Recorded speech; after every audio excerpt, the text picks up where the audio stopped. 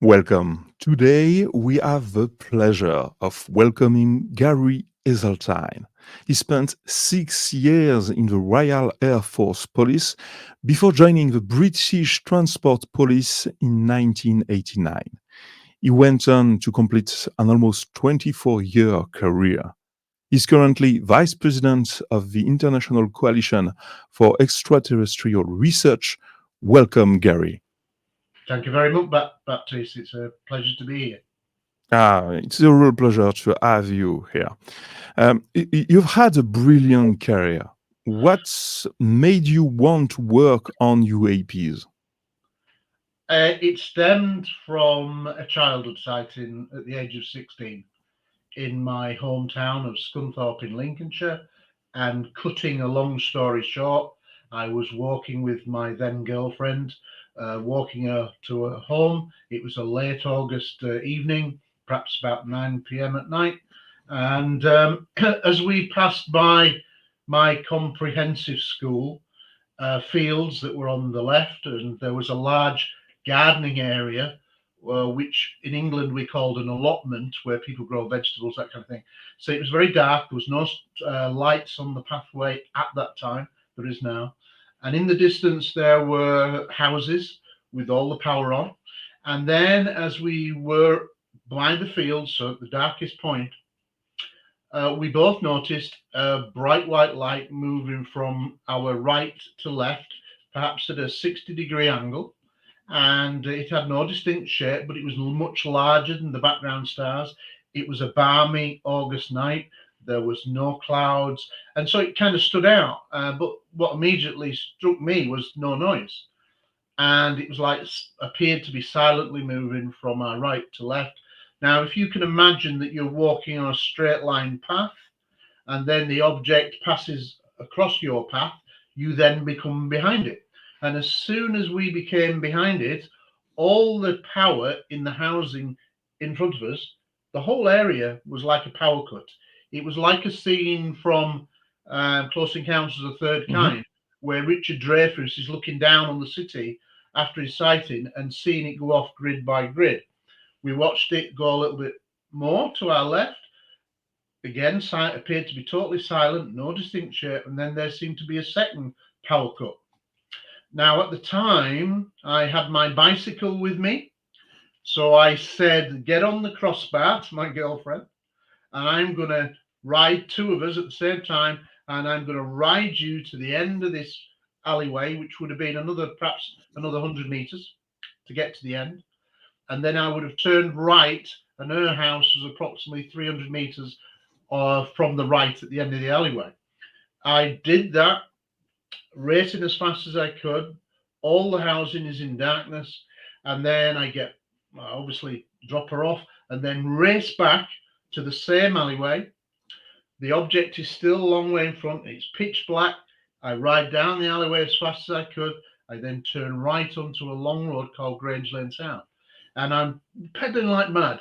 And literally, I'm trying to look at the light, which is moving very slowly, silently in the general direction of where I lived.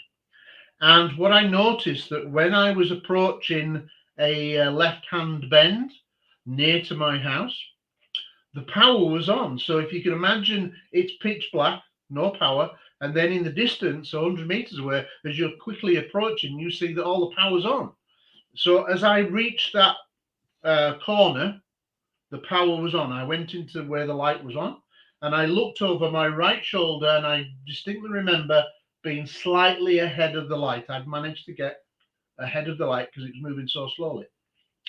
I go around two corners. My house was in Baysdale Road, which was number 3, so it was at the beginning of the street. I drop my bike outside. I rush into the living room and say to my parents, who were having supper, as English people do, at about 9 o'clock at night. And I say, "Come outside. I think there's going to be a power cut caused by this strange light." And they just look at me bemused. They don't stand up or anything. So I rush through the hall into the kitchen, out the back door, down to the bottom of my garden, turn around to look back at my semi-detached house, just in time to see the object literally higher up, higher altitude, but coming over my rooftop. and I was at the bottom of the garden, and to this day, I don't know why I did it, but I instinctively put my hand up like I'm answering a question in class. And I guess it was to make a 90 degrees. And as soon as the object went past me, past my hand, and therefore I was behind its flight path, the entire area was plunged into a power cut. Literally, just like that. Now, how ridiculous is that? How can I predict a power cut? I had no interest in the subject up to that point, but I realized then that that object, whatever it was, having moved geographically from one position to another by about 3/4 of a mile to a mile, that object, whatever it was, must have interacted with the power grid, because it was ridiculous for me to predict a power cut. So that's really where it stemmed from, a childhood sighting. Oh, that's an amazing sighting. It's very rare. It lasted for several minutes. Well, I guess overall it would have been, I guess, 15 minutes, maybe Yeah, 10 minutes. that's extremely rare. Um, I don't know. Maybe it's a bias from my part, but I've noticed that in the UK, which has a small area of land, there is a very high concentration of very interesting cases. Is that bias because it's English spoken language, so it's much easier to get information from that source? Or have you noticed that there is sort of gigantic hotspots above the UK? I think historically, at certain periods of time, there have been flaps, as we would say in UFO terms, where there's a certain increase in a certain area. And I remember, and I live in the largest county, which is called Yorkshire, which is basically on the map, central to the map. And it actually comprises of three counties: West Yorkshire, East Yorkshire, and South Yorkshire, and North Yorkshire. So it's a very big, and it's split into three different police forces, and it's that big. And there is a concentration in the West Yorkshire area historically, where I lived and still live, and I should say from the 80s and early 90s, there was a preponderance of sightings in this kind of West Yorkshire area going up towards the Lancashire border. That's not as apparent as it was, but it's an example of, at times, there is an increase. People will talk about Scotland and Bonnybridge, that has allegedly many sightings. Uh, Historically, I kind of doubt that, because I've never really seen any evidence of that for good sightings. But historically, Britain has had excellent cases. But I suspect that many countries have the same. But a lot of it boils down to how the media report on the subject. Um, whilst the mainstream media in the UK have always stigmatized it generally, occasionally you would have a very good story, well covered, especially in regional media, not the national media. Regional media generally report more factually than the mainstream media, who just want to see a flashy headline. But I think that in England, there is a huge wealth of cases that have always got into the regional papers, and then some of them would emerge into the national papers. But in the regional newspapers, it's been well reported. And I think that's where we have secured a lot of anecdotal evidence going back to say, the 50s. And this came apparent to me when I launched my police database, Proophos, in 2002. That's how I became known in the subject. I created an unofficial national database for British police officers to record their sightings and also look at any historical sightings. And, you know, that's still running. It's not the main focus of my attention like it was, because I've diversified. I've done Rendlesham, I did the UFO Truth magazine, an online e-zine. I'm also, like you said, vice president of ICER. So I don't do it as in depth as I used to, but the current figures are something like 550 British police cases going back to 1901, involving well over 1,000 British police officers. A lot of that is anecdotal, newspaper reports, but especially where their officers are named and there are quotes from them, then they hold much more criteria for me. And I'm currently going back to finish off my police proof force book now, which I began kind of 6 years ago, but then put on hold for the documentary and what led to the book on non-human on Rendlesham Forest. So it's a strange kind of quirk that I'm going back to finish the book that I started 6 years ago. So that's what I would like to get out this year is finally to reveal many of the police cases that have come to me over the years that I've actually kept back and not put up on the website, because basically if you put them out onto the website, people go take them and write books about them. So I tend to now keep some of the better cases back for when I write the book, which will hopefully be out this year.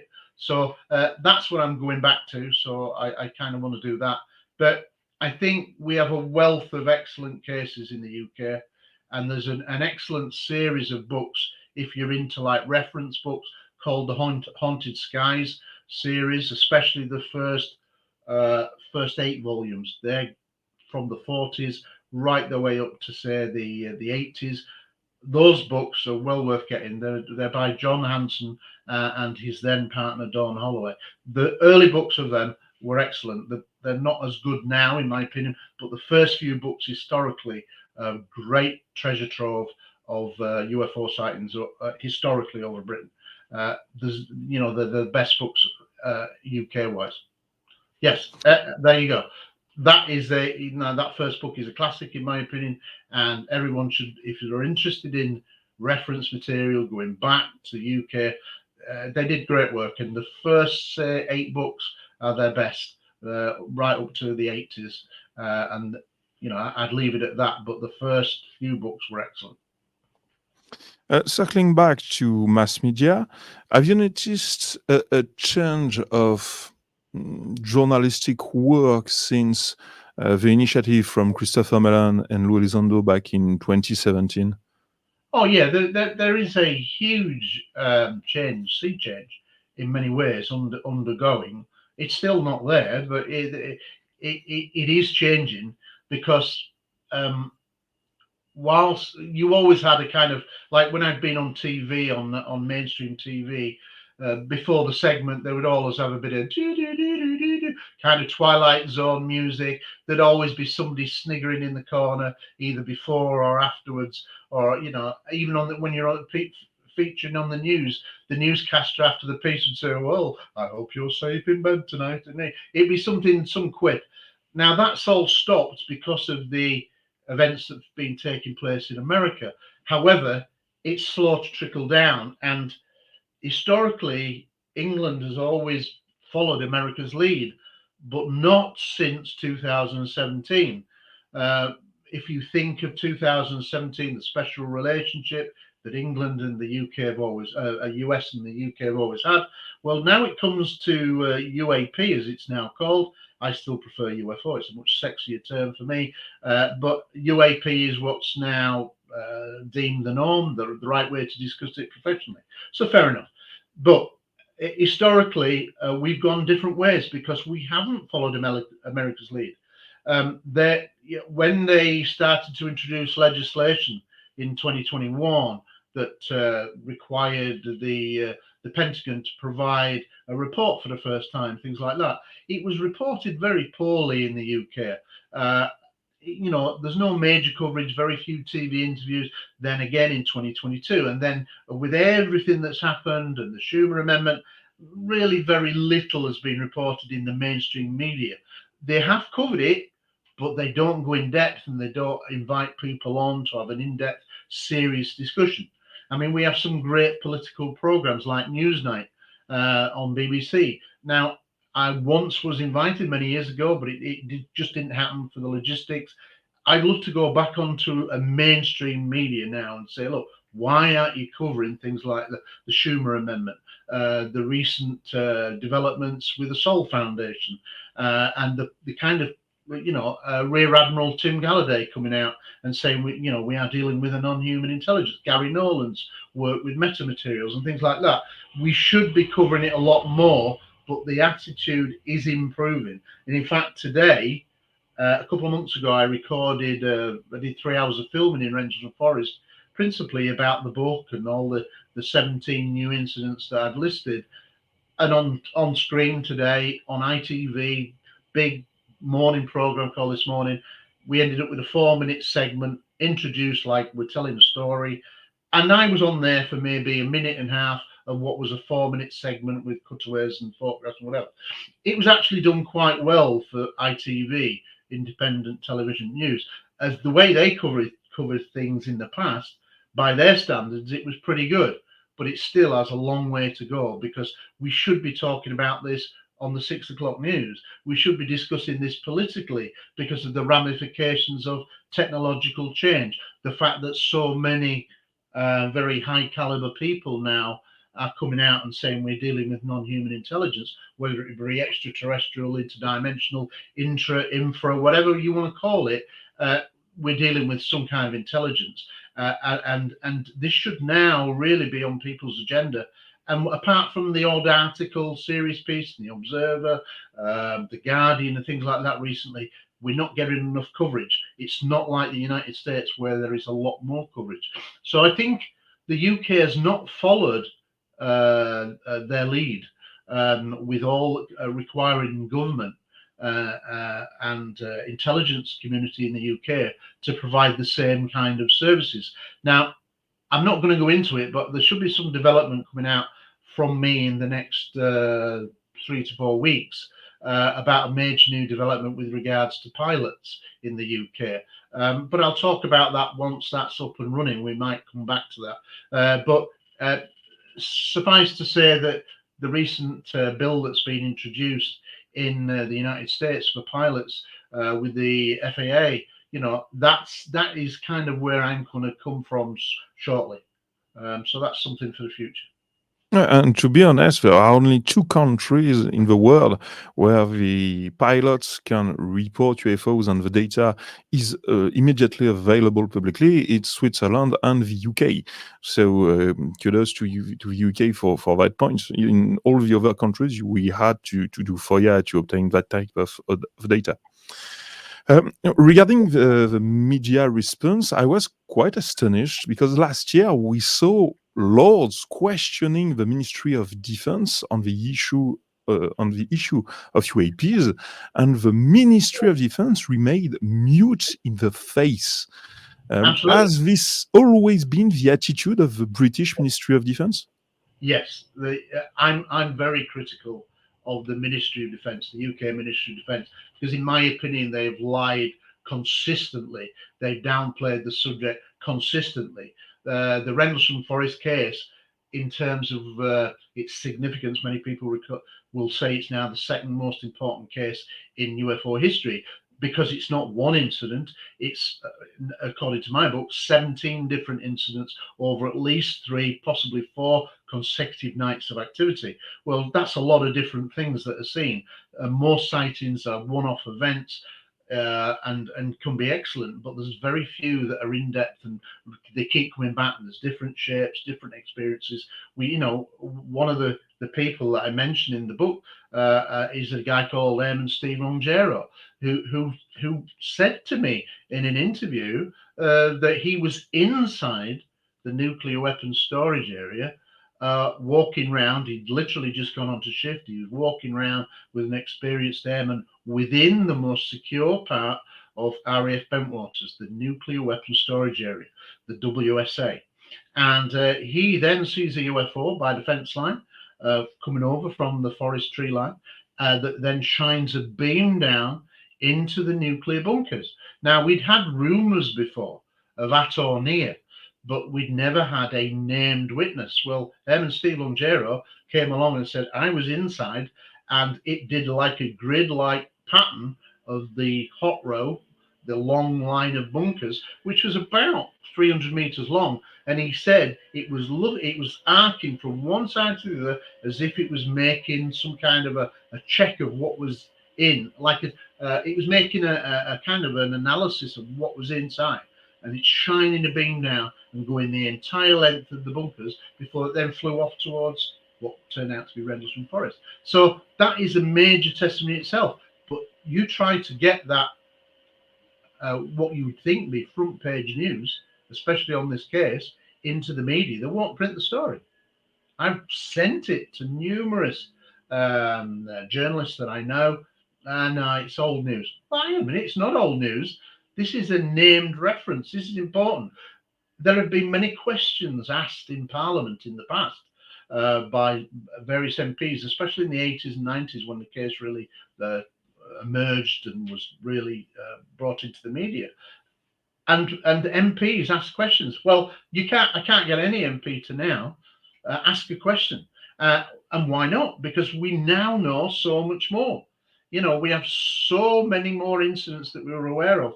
And when I broke it down on what was historically known, and then came up with the re-interviews and new interviews that I got, I broke it down into 17 different events over 3, possibly 4 consecutive days, and that's incredible. And they're not at the same time. They're all different time events. Nobody's broken it down like that before. And you'd think that should be kind of big headline news. Well, it isn't. Yes, I've had a lot of coverage, but not enough in the mainstream at all. And when you send them a headline, you write the story for them. No, they're not interested. And I'm thinking, why? This should raise questions now of the MOD because they've clearly lied. You cannot say that 17 different UFO related incidents over several days is not of incredible defense significance, because it was the Britain's top strike base in the event of Soviet aggression, as it was Cold War. That was the first line top response base. So tactical nuclear weapons would have been flown towards the Soviet Union. So you can't get any more serious than that. And when something is doing what would appear to be some kind of a check of what's the contents of these hardened bunkers in the nuclear bunkers, then that should be, I think, 6 o'clock news. But you can't get that kind of knowledge. I told this all to the ITV crew, and they only give small reference. And you're on camera 3 hours filming, you're on camera for a couple of minutes. That's the nature of TV. They don't lie per se, but they just omit all the most salient parts of the information. They give you some of the information, but not all of it. And that's generally how the media has always worked with regard to this subject. But, we've come so far. I get really frustrated that going back to what you said, there was like a 12-minute discussion in 2022 in the House of Lords, the upper house. You've got the House of Commons, and then you've got the House of Lords. Well, there was a 12-minute discussion, and I've got the video, and I've obviously got the transcript. And when you watched it, it was like you'd gone back to the 1950s. You've got lots of old people there, as lords are, most of them are elderly, talking about, it's like a joke. I don't think there's anything to this at all. There's never been anything of defense significance. It's ridiculous, and there are many, many excellent pilot cases historically, going right back to the Second World War. And there really needs to be a serious discussion. And this is, again, one of the reasons why I'm going to be moving shortly towards the air safety aspect, because we've got to start getting this raised in the UK, because what's happening in the United States, pilot-wise, is no different from what's happening in France or any other country, whether it be on any continent. I'm pretty sure it's happening in every country on every continent of the world, and we're just not addressing it. And we need to, because these things are around. They're now being detected on better sensors, new radar systems that we've never had, hence why they're being seen more. And there's a real clear lack of interest from the UK government at the moment. And I kind of want to go down the line of trying to create some pressure on the government to say, look, we do need to address this, because other countries are beginning to. I was very lucky and fortunate to give testimony before the Brazilian Parliament. And that, was a real honor, and they were interested. So there's a few countries that are taking the lead on this, and I kind of think that America might be worried now that another country might say, oh, this is real, and disclose first and start releasing a lot more of their intelligence. And that would be, I think, in a sense, justified for that to happen, because America has had the opportunity time and time again. And I think with if the Schumer Amendment had passed in its original form, the UAP Disclosure Act of 2023, that would have been disclosure in all but name, at least on paper. But that was obviously culled by several senators, and it was gutted to just 19 pages from 64 pages. So there is clearly at the moment the intelligence community has still got a grip in the US, and I think now, you know, Carl Nell talked about at the Stanford University about catastrophic disclosure, the risk of some other event, either themselves you know, doing some demonstration, whether it be another country taking the lead or some other kind of whistleblower information coming forward. You know, we saw the emergence of David Grush last year, which was excellent. I absolutely believe his content.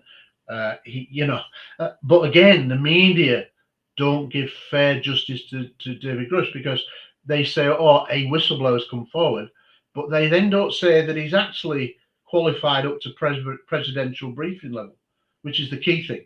He was the guy that took the presidential briefing papers to the White House, handed them over to the president's, you know, staff, and they then briefed the president. So you cannot get a better high quality reference than that, and yet a lot of the media don't even mention that, and are very select how they view him. But I believe somebody like Grush has been a major headache for the intelligence community, even though he'd been in the system since 2022, when he'd given his 11 hours of testimony to the Inspector General. But I mean, I kind of think now we're in the ball game post the Schumer gutting, to say that first-hand whistleblowers involved in retrievals and legacy programs, in a sense, should come forward now.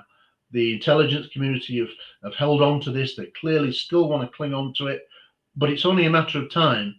But I think they're really vulnerable. That's my honest opinion. I think they're really vulnerable now to another David Grush, but a first-hand witness who's worked on them and who's got the background to cover himself and check out. I think if several first-hand legacy witnesses were to come forward now, 3, 4, 5, en masse, you'd be very close to disclosure, because there was real interest in Grush, and especially at the congressional hearing in July. That was really a great piece of history. The sad thing was it then came just ahead of the summer recess for Congress, and that's when they had then chance to start fighting back. There was real momentum following that congressional hearing, where for the first time genuine witnesses gave information. You know, Commander David Fafore, Ryan Graves, excellent testimony, and saying these things are way ahead of us, blah blah, years ahead of us, kind of thing. We've never had that, so there was real momentum, and it's kind of just stumbled recently. But I think the intelligence community are really vulnerable to first-hand witnesses coming forward now, or shall we say, important people coming forward saying we're dealing with NHI. I think that's a real problem that the intelligence community will struggle to deal with. And personally, without breaking classifications, and I understand that, having been in the military and played to secret level in the past in the Royal Air Force Police, you know, I know how classification works. We don't want people to go to prison, but if you think about David Grush, he's gone back to DOPSA and got cleared to release some more information shortly, which he says he's going to do. Well, I think there's a lot of these first-hand witnesses could maybe go back to DOPSA and say, look, in a roundabout way, can I generalize and make further statements now publicly? And I think there's probably a very good chance of that. And I think, because if they're going to let Grush do it, why won't they let people paraphrase their testimony that they gave to the Inspector General? So I personally hope that first-hand witnesses come out en masse, and I think there's real protection in numbers. What are they going to do? Send them all to prison? you're a traitor, you go straight to prison. It's not going to happen. And people do genuinely, I think, now realize, especially in the media, even though they might not necessarily be reporting on it, but I think on TV, places like the New York Times, they said recently, either put up or shut up. I agree with that. Let's kind of get these whistleblowers to come forward, but en masse, and the safety in numbers, and it will cause huge pressure on the intelligence community to be more transparent. You've got people like Eric Burleson, Congressman Burleson, coming out, Tim Burchett, Anna Paulina Luna, doing great work in pushing this. And recently, only last week, we had them going into a skiff, and basically they all came out saying, we've learned some stuff. We want a lot more. Grush seems to be corroborated. They're all playing around what they can actually say, but you're reading between the lines. Then they're now much more convinced of Grush's testimony, as they should be, and they want to have more questions and field hearings and things like that. So we're in an incredible time. This is, for me, the most exciting time in UFO history in my lifetime. I'm now 63. I had a sighting at 16. I can't think of ever a time where there is such a tangible closeness to a disclosure breakthrough. And let me just make it clear what I think disclosure is. Disclosure will be when you turn on the news channel of your TV, on every news channel, 24/7, basically for days, weeks on end, when this breaks. A bit like if you think of the COVID and how that was all covered. It was mass. Every channel, COVID. Well, it'd be like that. It's similar to a terrorist incident, massive terrorist incident. It's wall-to-wall coverage. Well, it'd be like that when you have disclosure. It will be on every news channel, and it'll be 24/7 for several days, weeks on end, because most people will say that it's will be the most profound moment in human history, that we're not alone. Whatever it is, we're not alone. So I think that's where I'm coming from. So there's it's a very exciting time now. Mhm. Talking about disclosure, I was quite interested in one of the documents coming from, one of the rare documents coming from the UK Ministry of Defence. It's the Condign Report. And you could almost blatantly see in the text the split personality disorder of the people who had to put it together, because in one sentence you had, so the phenomenon can disconnect your navigation system, disconnect your engine, disconnect your radio, but it doesn't represent a menace to your flight. And you had that in the 80 pages of the report. And the only part of the report that was fully censored was radar tracks of the phenomena. And I've just find that document so representative of the current debate and access of information regarding UAPs at governmental level. How do you consider the Condign Report? Report. Yeah. Yeah, it's a very interesting document, and it's clear that what was written based on a lot of information that they had that the public didn't have, and yet they just couldn't bring themselves to say we're dealing with something that is really intelligent and does not appear to be man-made, shall we say. It's not for an adversary. Yeah, they still want to talk about plasmas and things like that, but it's an important document. And of course, I think it was classified as above top secret. So it was UK eyes only. So it was a very highly classified document. Yeah, absolutely. In a recent article published by Jacques Vallée in The Debrief, he blames the UK and the US regarding the block of a proposal in the United Nations regarding UAP in 1978. Yeah. In your opinion, what was the involvement of the UK during that event? Well, what you've got to understand is that in 1978, America has always been the dominant force, probably because of Roswell, and they really knew, and they did. I do believe Roswell was real. They did recover material. There've probably been reverse engineering and crash retrievals. All of that is almost certainly true, I think. And David Grush is kind of echoing that. but we've long suspected that based on a lot of events over the years. I think that, like for many, many decades, the UK always followed America's lead, because it was always seen as our principal ally and vice versa. Now, that special relationship was basically built on the Second World War, and that largely still exists. So when you go back to 78, it was brought forward by Grenada and Sir Eric Gairy, who wanted to bring it to the United Nations. Well, at that time, America was still very, very secretive. They did not want any real genuine scrutiny of the subject. And so they kind of let him have a small bit of time at the UN. But it was clear when you read between the lines, and there are documents that have been published, like minutes from internal Ministry of Defence documents, that show that between them, America and the UK basically just paid lip service to the initiative. Right, we'll give them a few hours to talk about it. Yeah, there'll be a few experts there, but it's not really going to go where. We'll leave it on file. And then, amazingly, a couple of months later, there's a coup, and he's not in power anymore. Problem solved. Now, a lot of people would say that's a coincidence. Maybe it wasn't. Maybe it was. I don't know. But within months, he was ousted in the coup, Eric Gairy, and essentially, from the American and the UK point of view, the problem went away.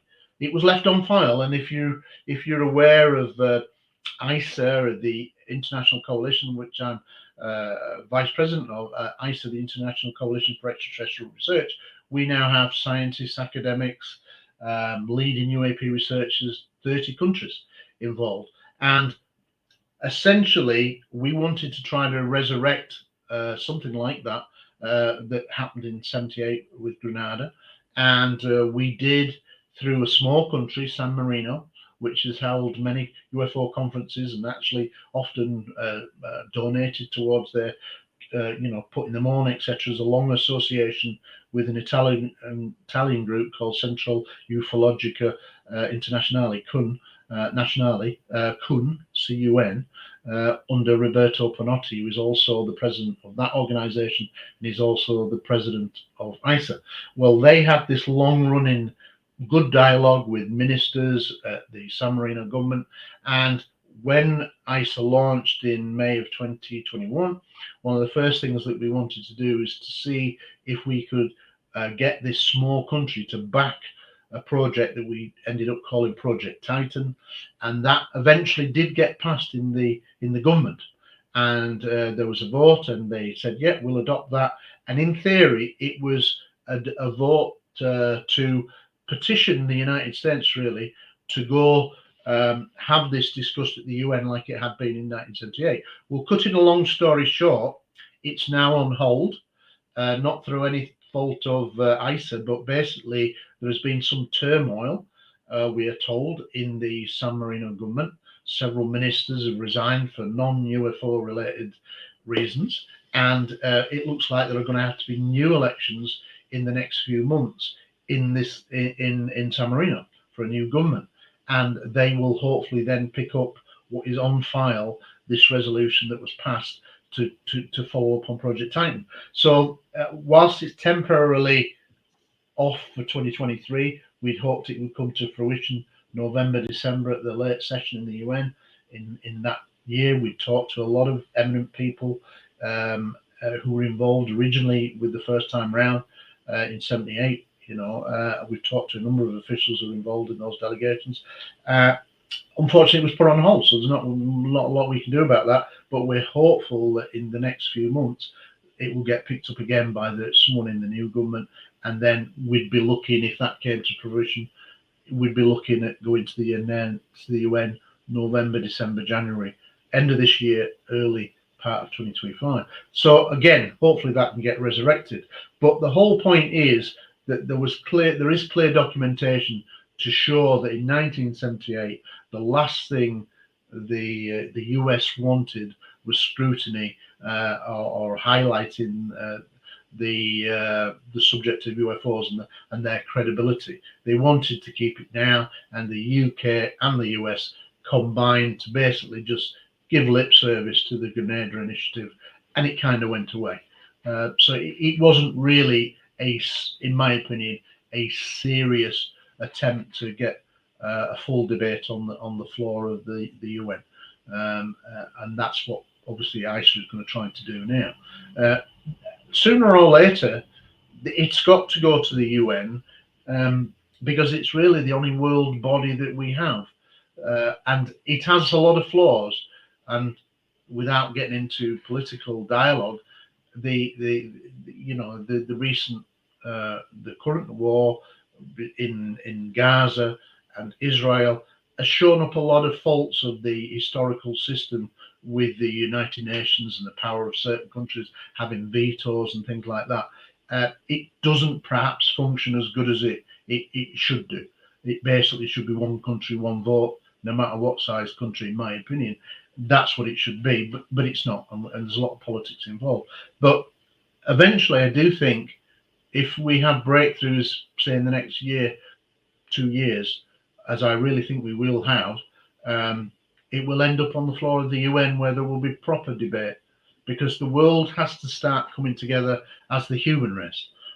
We're very much bogged down in that national countries and it's a little association of countries and whatever. We've got to start thinking that there is only one human race, and whatever this non-human intelligence is, it's interacting with us, and it's on every continent.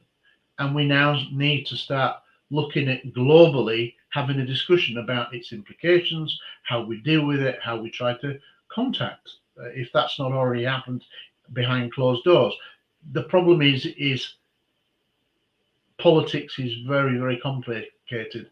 And unfortunately, in the last 20, 30 years, we live more and more in a world of spin. And whatever country, whatever organization would have put a spin on things. And we now have, we're now bogged down in where a lot of headlines are deemed, fake news. So who is telling the truth? We've kind of lost our way, I think. But in terms of a discussion, I really foresee in the next year to 2 years, if developments keep going at the rate they're going, that there will be a breakthrough moment, whether you call it disclosure or whatever. But as and when and if that happens, there has to be a realization that this is not just America, it's not just the UK, it's every country of the world is being affected by these things. All countries are having their airspace violated, for want of a better word, or air safety implications. And there needs to be a broad discussion, and there needs to be, I think, a real standardization with all countries about how these events are recorded. There should really only be one system worldwide for the reporting of UAP, in my opinion. But that seems far-fetched at the moment, when you're struggling to get one country to deal with it and do it properly. But I think ultimately, down the line, things have to be standardized. And I think that's maybe where the UN could come in. But, that's just my thoughts. But I do believe that it has to go to a global discussion sooner rather than later, because, we're dealing probably with not just one. I personally believe that a lot is extraterrestrial, but I also totally open to the fact that there may well be lost civilization that lives in our deepest ocean trenches. I've been saying that for 10 years or so. I've also, believe now that based on the Higgs boson particle, the God particle, and things in quantum physics, quantum entanglement, that there may well be interdimensional aspects that some other intelligence has found a way to move from their sphere of life to ours. I'm open to all of that, and we have to be, because you have to have an open mind. I suspect it's a combination of all those things, and I suspect that from an ET point of view, that there's multiple species, and that's borne out by the fact that on every continent, even in third world countries, people are describing very similar events through the contact experience of phenomena that's been going on for decades. John Mack, picked up on it and said these people are, experiencing real events, and they're not just, crazy people. And I think that if you look at the contact side, as difficult as that is for many people to get their head around, there are so many commonalities of species all around the world. And, like I say, in the third world, where you don't have access to media, radio, TV, etc., they still describe basically essentially the same contact experience. Well, how can that be? And that kind of confirms that it's taking place for me, because they don't have the access to the media. And so that's in those contact experiences, they are basically saying they're from elsewhere, as in from space, from somewhere else in space. So that says to me that there is an ET side. But the point is, it's probably a combination of all these things, And I often tell people, and I've said it for a long time in the media, that the film The Abyss, which is a great Hollywood film about deep ocean trenches. We only know 5% of the ocean. If you were going to have a civilization that literally just wanted to be kept separate, I would do it in the deepest trenches where we don't go. And basically, there is such a huge wealth of cases from objects going in and out of large bodies of water. That kind of makes sense to me. And I think that's who are interested, whatever that is, whether it's extraterrestrial or some ancient human, or some non-human pre-civilization to us that's been here. I think that's why they're interested in nuclear weapons, because it's their habitat too. If we destroy this beautiful planet that's so rich in life, water, and fauna, I think that will be a huge tragedy. And I think they think that nuclear weapons are a direct risk to their habitat. And I think that's why the UFOs are seen over nuclear facilities worldwide. But most people aren't even aware of that, because the press rarely report on that factually. So I think it's a combination of all these things, but we're living in an age now where I think we're very close to seeing a real breakthrough. And then the world has got to start dealing with this in a way that it's never done so before. And there may well be a lot of ontological shock because the way the media have falsely reported, underreported the significance of what's going on. There may well be a backlash, I think, eventually to when it comes out to the United States. And who can blame people? I think there might be a backlash from the media to the United States governments and the intelligence community. And why not? Because they've lied for 80 years, in my opinion, like basically David Grush has confirmed. Now, if that happens, I think we should go down the line of truth and reconciliation hearings. I've been advocating this for a good 10 years as well. That's the best way to do it. That's how South Africa got over the apartheid regime. Yes, some people went to prison, and if people have broken the law and they've lied to Congress, willfully lied to Congress and Senate and to government, then I think some of those people should go to prison as well. But basically, you have anybody who's involved in this, they give their testimony, you say, thanks very much, now we know, because we want to get the history right once it emerges. It's not about persecution. It's not about retribution. It's about, let's get the full facts of what's happened so we can tell this story honestly for decades to come to our children that are going to follow us, and they'll want to know really what was done when it all emerged and the lies that were told. So I think that would be the way to go down with when the story breaks. But there's so much happening at the moment.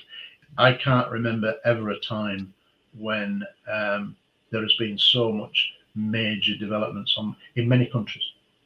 Mm-hmm. Do you fear the UK could block San Marino's initiative?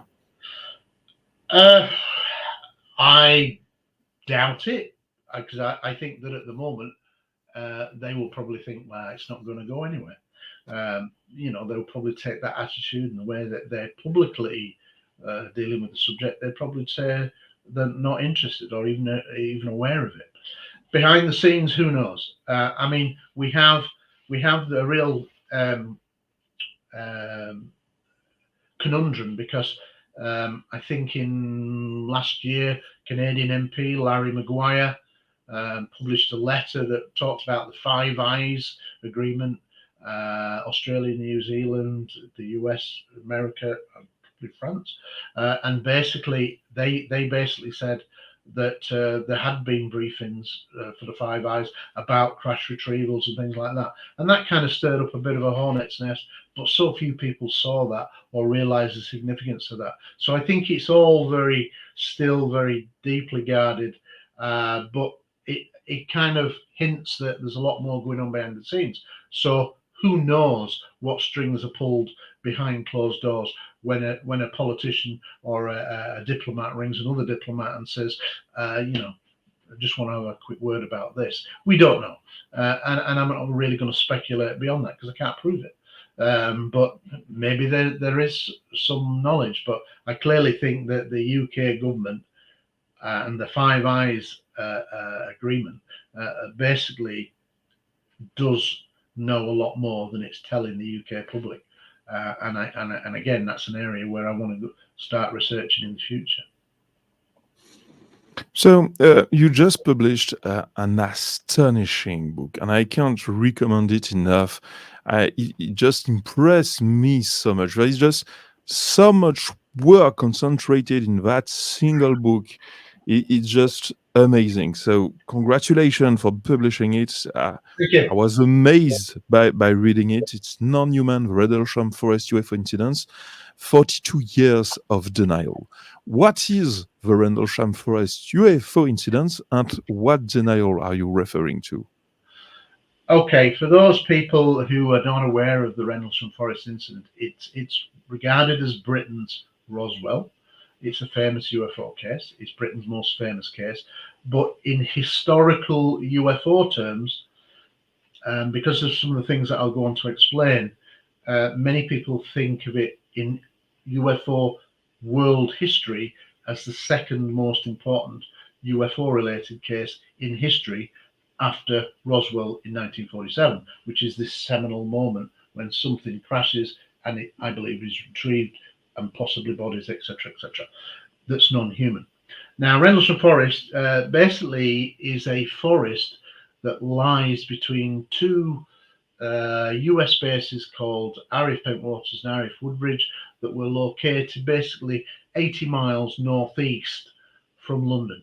So if on a map, it's basically out towards the coast on the north of the eastern side of the coastline on the east coast, and basically over several successive nights, at least three. I now believe, with the testimony that I've obtained in the book, that we're looking at probably 4 consecutive nights, multiple incidents, and in the book and its conclusions, you basically I break down in a way that's never been done before 17 different UFO timed events over what is a 4-day period, and I think that they show a wide variety of different objects, different shapes, including witnesses by what are potentially hundreds of airmen, many US Air Force police who are predominantly the ones who've gone on the record, but we suspect there are many, many more, and I still think there's a lot of witnesses who still never go on the record because of everything that's associated with classification, being told never to talk about it. But basically, over several nights of activity in the forest and on the bases, so it's not just in the forest, there are these various different UFO related events taking place. For example, there's an airman called Steve Longero. He's inside the nuclear weapons storage area. He sees a UFO shining a beam down into the bunkers. He's a first-hand witness. He's a direct first-hand witness. He gave me an interview and he said, I saw a UFO shine a beam down as I'm walking inside the weapons storage area, and it then proceeds to do like a grid light search of all the bunkers of like a 300-meter section of what was the most secure aspect. You've got a landed craft on at least 2 occasions. The first one was well known because it was mentioned by Lieutenant Colonel Holt in his famous document, what's called the Holt Memorandum, that emerged in 1983 to the wider world. And basically, he also signed it and said, I saw multiple UFOs as well on the night I was out, on one of the nights. Well, one of the big things that was mentioned initially by the original military whistleblower, which is an airman called Larry Warren, he'd said there'd been this other landing, and where the incident was filmed. The base commander, Gordon Williams, turned up along with other senior officers, and there were entities seen, and there was some kind of silent face-off, maybe telepathic communication. Well, that has been deemed controversial for a long time, and there was very little corroboration to that. But the one person that really did corroborate it in the end was a sergeant called Sergeant Adrian Bustinza, who I tried to get hold of for many years, but he was very reluctant, had been very traumatized by his involvement in this, in a number of incidents, it turns out, not just one, as it was originally thought, involving him, but it turns out that he was involved in multiple incidents and did confirm to me in a 4.5 hour transatlantic phone call through the night for me into the early hours, and it was exhausting me, that this second incident had taken place. He corroborated Larry Warren 100%, and their stories really dovetailed really well. It was being filmed, that Gordon Williams, the base commander of 12,000 personnel, turned up.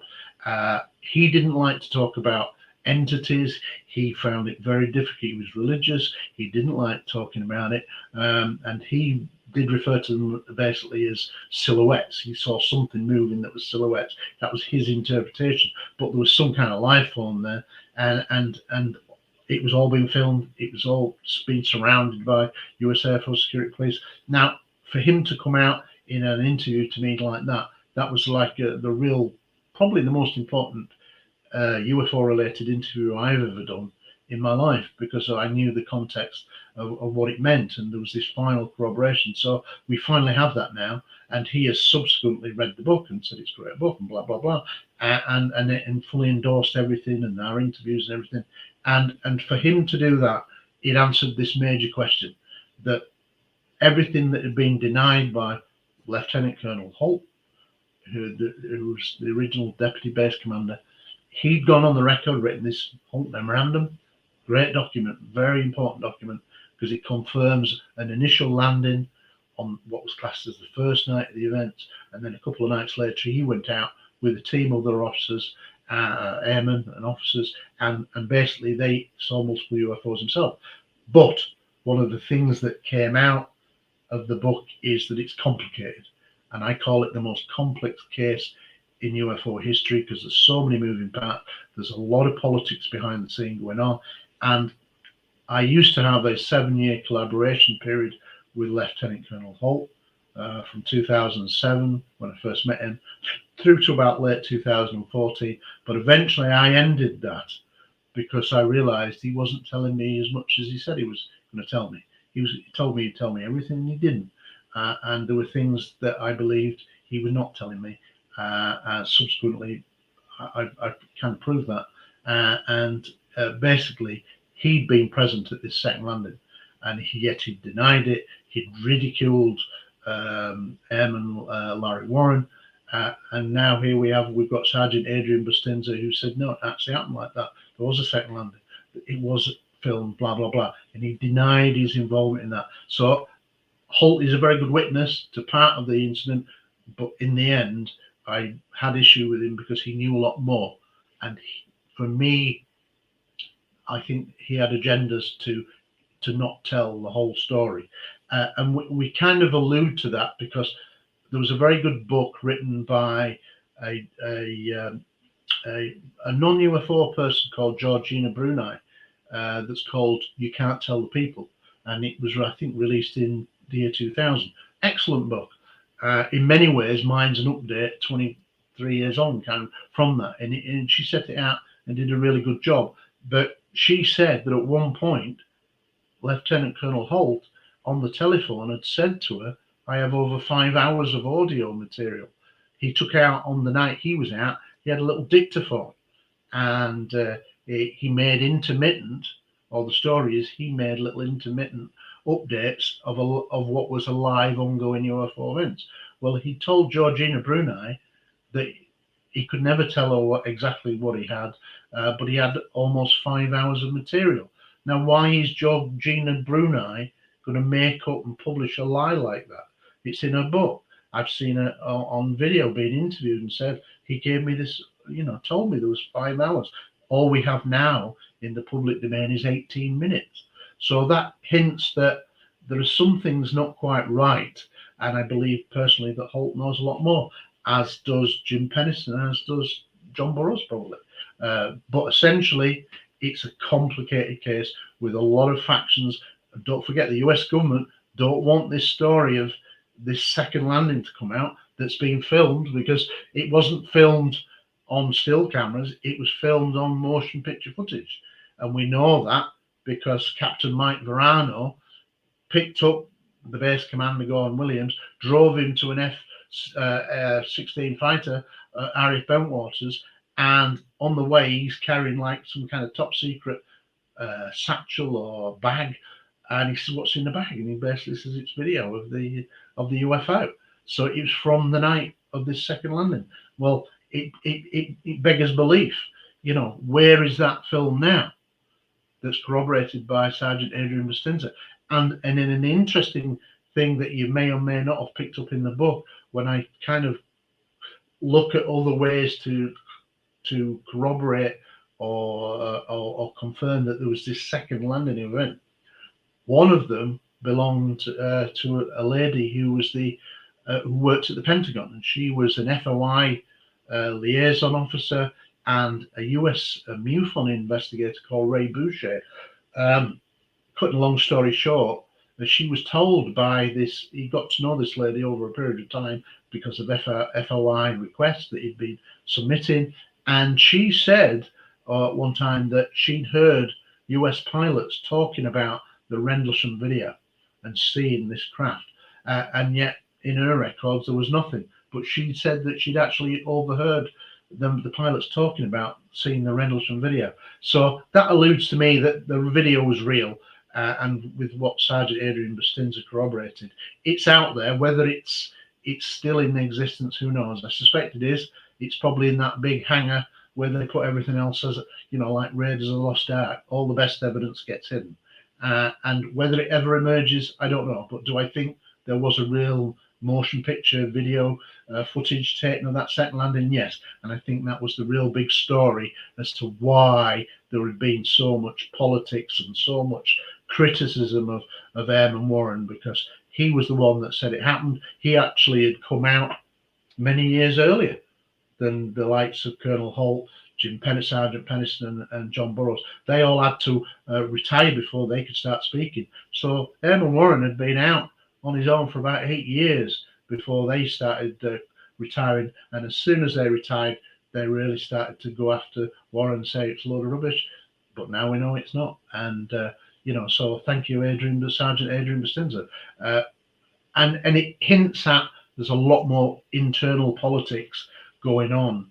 And the approach that I took to the book was, I was a detective for 19 years.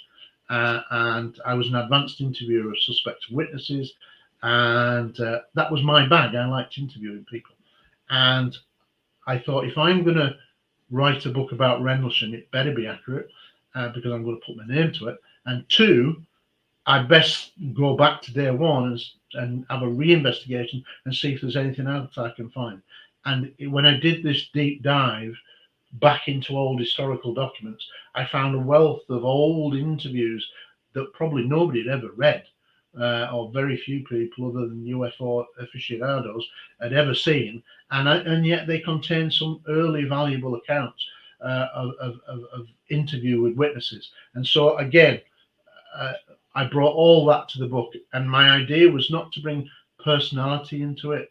I wanted to just look at all the information and present it to the public in a way that had never been presented before, and do it in a kind of forensic, through detectives' eyes, of analysing the evidence looking at interviews, assessing what was said, and making reasoned conclusions based on what had come out in these interviews. And that's what I've done. I took sentiment out of it and I presented the facts. And the overwhelming response I've had from the public and from the researchers is that it's a very unusual UFO book because it's a forensic examination of a case. And No, I absolutely agree. We will end the first part of the interview on that, because I really can't recommend your book enough, because there are I know maybe two others in the whole genre of UFO books that really did an investigation where the reader can look at the piece of documentation the author is talking about. And we have first the document and then your analysis, and then we can picture in our mind what is our interpretation of both. And it is so rare. It's something we find in academic papers and in proper investigation. And for whatever reason, it's not used in UFO cases, while it should be the best place to use that method. So, really, if you are interested in that subject, you really need to read that book. It will teach you everything you need to know about a very important case, but especially you will learn the proper method of looking at a UFO case. That's what you should do when you're looking into a UFO case, not listening to an interview or looking at videos on YouTube that will tell you marvels and otherworldly counts. Look at proper documentation, look at real investigation, and you will realize there is always a blur investigation. You never have perfect level of information. When you have a clear picture, it's a wrong picture.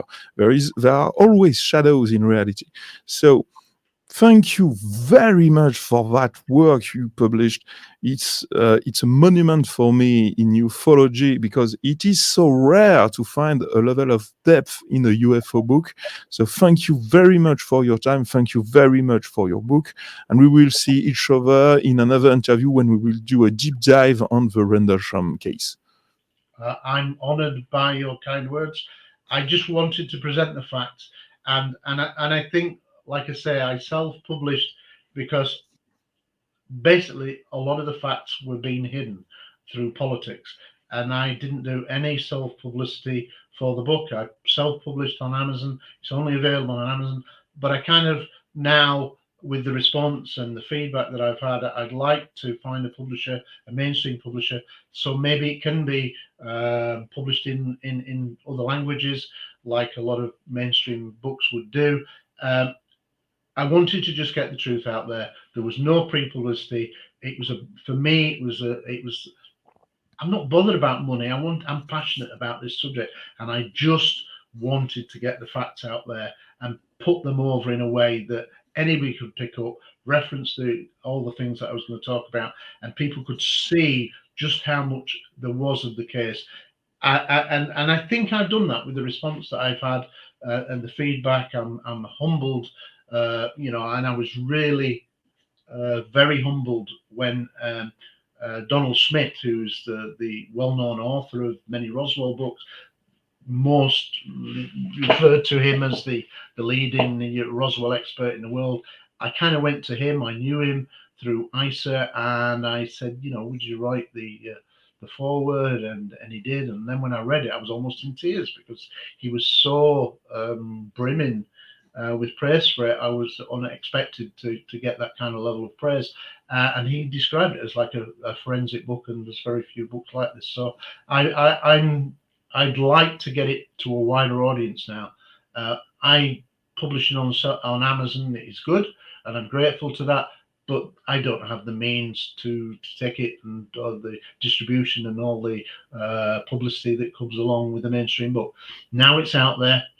I've not heard nothing from Holt, Pennison, Burroughs, people who would lightly attack me before the book would come out because they didn't want the evidence or they didn't want a clinical assessment of their involvement. No bad words, nothing at all. So I feel confident now to say, look, let's find a publisher and let's really bring this case out and publicize it to a wider world who are still largely unaware of it and its significance. Absolutely. Thank you very much for your time, Gary. You're welcome, of course, here anytime. And it has been a real pleasure listening to you. Thank you very much, Baptiste. And if you give me your address, I will send you a signed copy.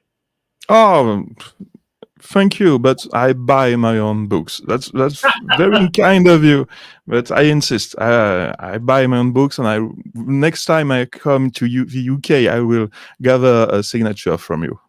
Okay, and I can't thank you enough for the high praise that you've given it. So, yeah, anytime you want to have a discussion, I'm fully up to date on all the events, given my role in ICER and world events. So I'm very keen to get involved in discussions at a global level because that's where we've got to be aiming. There is only one human race, and we have to start coming together as a human race.